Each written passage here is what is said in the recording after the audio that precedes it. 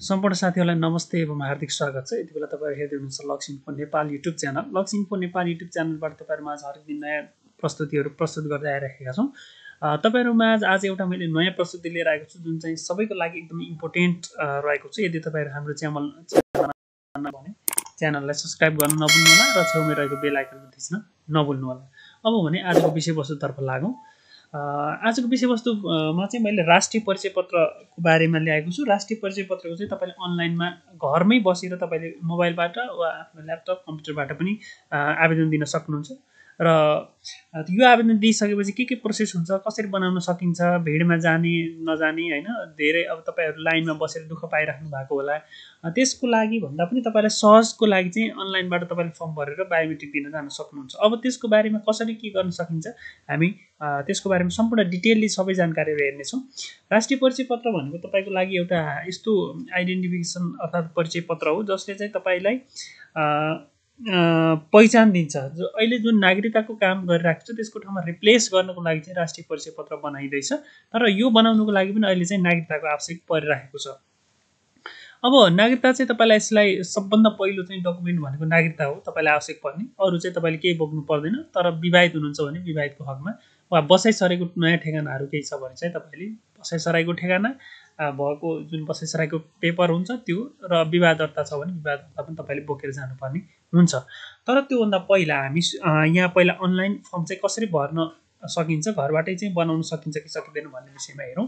पहिलो पटक कहिले वितरण गरिएको थियो भन्ने बारेमा पनि हेरौं। राष्ट्रिय परिचय पत्र चाहिँ सबभन्दा पहिलो पटक नेपालमा पाँचथर जिल्लामा वितरण गरिएको थियो जुन चाहिँ 2075 मङ्सिर 3 गते सबैभन्दा ज्येष्ठ नागरिक 101 वर्षकी भगवती देवी भण्डारीलाई चाहिँ यो परिचय पत्र वितरण गरिएको थियो। जुन चाहिँ भगवती देवी भण्डारी तपाईले यहाँ फोटोमा नि हेर्न सक्नुहुन्छ। 101 वर्षको वृद्ध हुनुहुन्थ्यो। उहाँलाई चाहिँ पहिलो पटक वितरण गरिएको थियो पाँचथर जिल्लामा।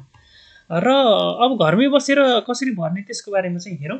अनलाइन आवेदन दिने तरिका चाहिँ म तपाईहरुमा आज राख्छु र तपाईको परिचय पत्र चाहिँ यस्तो प्रकारको हुन्छ। यहाँनिर चिप्स हुन्छ, यहाँनिर फोटो हुन्छ, तपाईको डेट अफ बर्थ, नामहरु सबै कुराहरु यो बायोमेट्रिकहरु चाहिँ यो चिप्स भित्र लुकेर रहेको हुन्छ।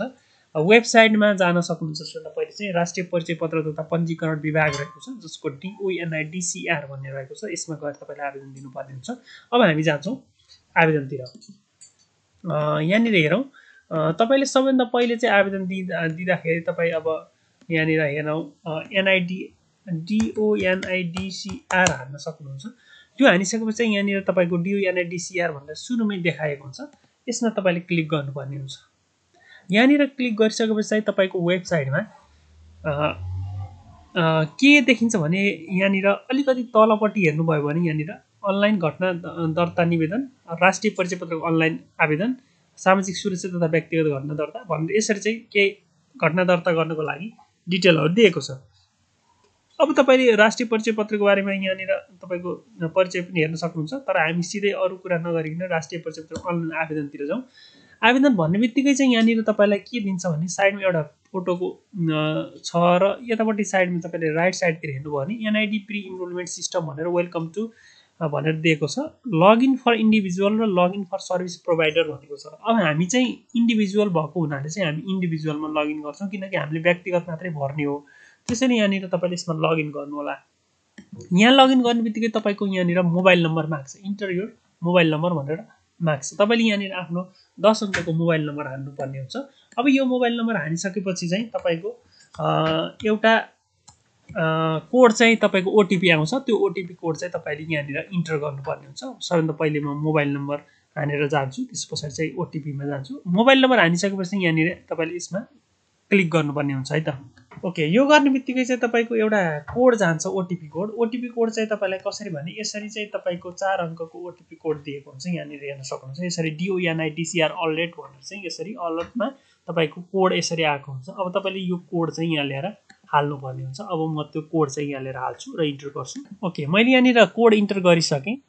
अब यहाँनिर मैले कोड इन्टर गरिसकेपछि यहाँ न्यू इनरोलमेन्ट भनेर आउँछ। यहाँ अरु तपाईको केही देखिदैन। हामीले न्यू इनरोलमेन्ट गर्ने हो। न्यू इनरोलमेन्टमा क्लिक गर्नु। त्यो गर्ने बित्तिकै चाहिँ तपाईको यहाँ एउटा रिक्वेस्ट नम्बर भनेर देखिन्छ। अब तपाईले यो यदि गर्नु भएको छैन फेरि होममा जानुभयो र फेरि तपाईले न्यू इनरोलमेन्ट गर्नुभयो भने यो रिक्वेस्ट नम्बर फेरि चेन्ज हुन्छ। यहाँनिर हेर्न सक्नुहुन्छ अघिको रिक्वेस्ट नम्बर र अहिलेको रिक्वेस्ट नम्बर यहाँनिर यसरी चेन्ज भएर आउँछ।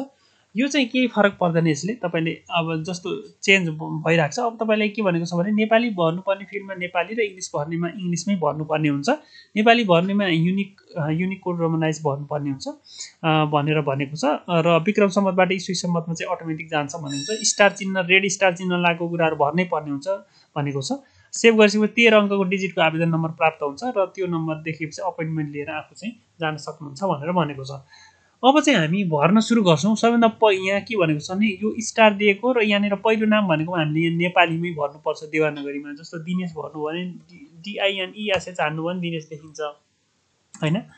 कमल छ भने के याम याल हान्नुभयो भने देखिन्छ होइन। यसरी चाहिँ युनिकोड रोमनाइजमा तपाईँले हान्नुपर्ने हुन्छ। यतापट्टि चाहिँ इङ्ग्लिसमा हान्नुपर्ने हुन्छ। नागरिकता नम्बर नेपालीमै हुन्छ। यो जन्म स्थान भनेको ठाउँमा धेरैजनाले बिगार्नुहुन्छ। तपाईँ जन्मेको स्थान जहाँ हो त्यहीँनिर नागरिकतामा पनि दिएको हुन्छ त्यो कुरा, त्यो चाहिँ तपाईँले भर्नुपर्ने हुन्छ है त। यसरी चाहिँ तपाईँले छान्नुपर्ने हुन्छ। पहिलो नाम तपाईँको जे छ त्यो हान्नु होला। मिडल नेम छ भने हान्नु होला। सबैको मिडल नेम नहुनसक्छ, त्यसैले यहाँ स्टार लगाएको छैन। र थर चाहिँ हान्नुपर्ने हुन्छ। जन्म मिति तपाईँको यहाँनिर तपाईँले यसरी अब जस्तो नेपालीमा 2045 8 महिना 5 गते भनेर हान्नु भने यतापट्टि अटोमेटिक देखिन्छ।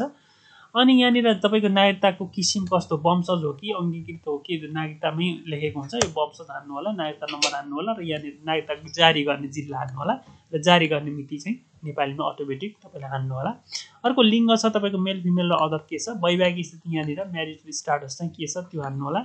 र पितृत्वको स्थिति भनेको नन कि अननन होइन, त्यो चाहिँ तपाईँले हान्नु होला, हान्नुपर्ने हुन्छ।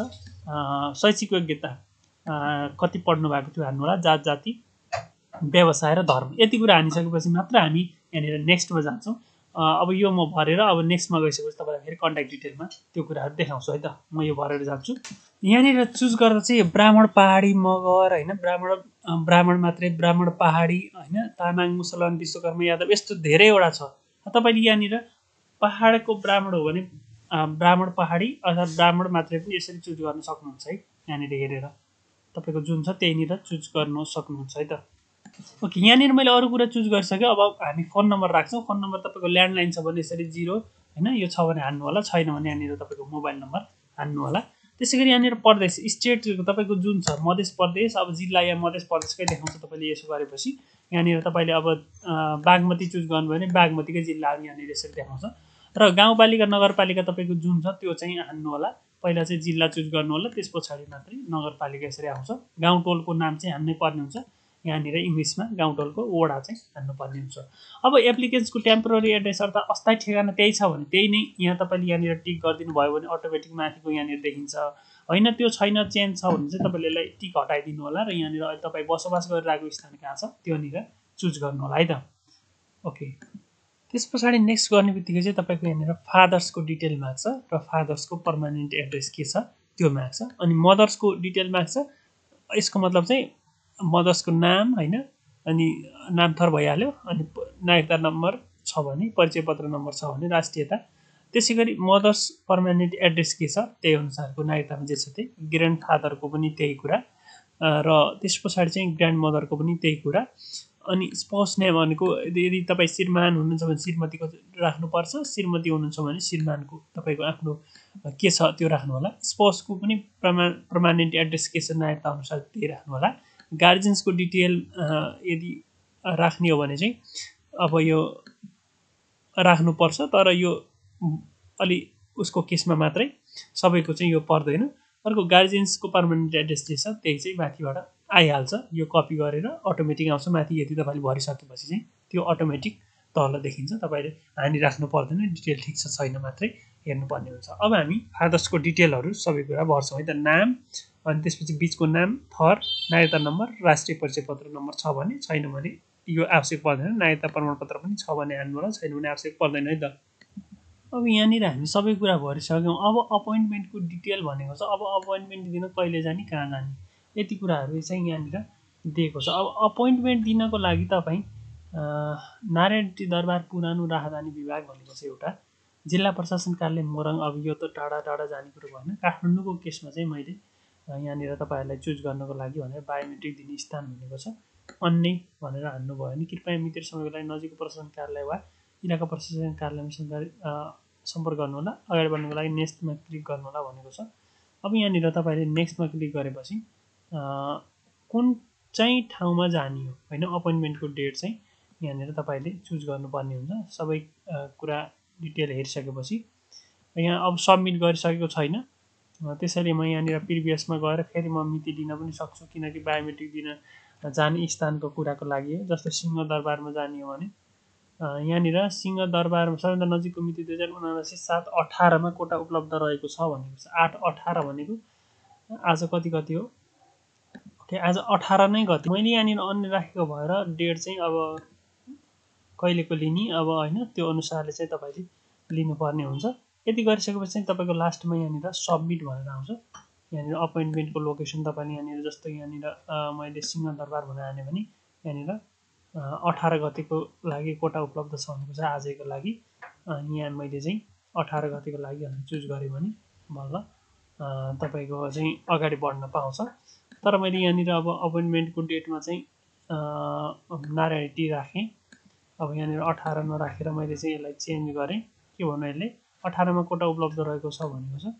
मैले यहाँनिर अब 20-21 गतितिरलाई चाहिँ कोटा राखेँ भने चाहिँ यहाँ अगाडि बढ्न अनुमति दिन्छ। अब तपाईँले अन्य ठाउँमा जिल्ला प्रशासन कार्यालयतिर गर्ने हो भने चाहिँ यसरी अगाडि बढ्नुहोस् भनेर चाहिँ दिएको हुन्छ। यहाँनिर जिल्ला प्रशासन कार्यालय जस्तो 20-21 गते तपाईँ जाने हो भने यसरी चाहिँ अब नेक्स्ट गरेर अगाडि बढ्न सक्नुहुन्छ। यहाँनिर अदर्समा चुज गर्नु होला है त, नेक्स्ट होइन। यसरी चाहिँ हामी अगाडि यहाँनिर कहाँ भनेर चाहिँ भनेको छैन, किनकि यो त्यहीँ गएर लेखिन्छ। हामी यो जिल्ला प्रशासन कार्यालयमै गएर लेख्नुपर्ने हुन्छ। यसमा तपाईँले सबमिट गरिसकेपछि यो पुरा हुन्छ है त। यसरी चाहिँ तपाईँले इनरोलमेन्टको लागि अर्थात् राष्ट्रिय परिचय पत्रको बनाउनुको लागि चाहिँ तपाईँले आवेदन दिन सक्नुहुन्छ। भिडियो कस्तो लाग्यो, केही कुरा नबुझेको छ भने कमेन्ट बक्समा राख्न सक्नुहुन्छ। यो भिडियोबाट पनि बिदा हुन चाहन्छु। धन्यवाद, नमस्ते।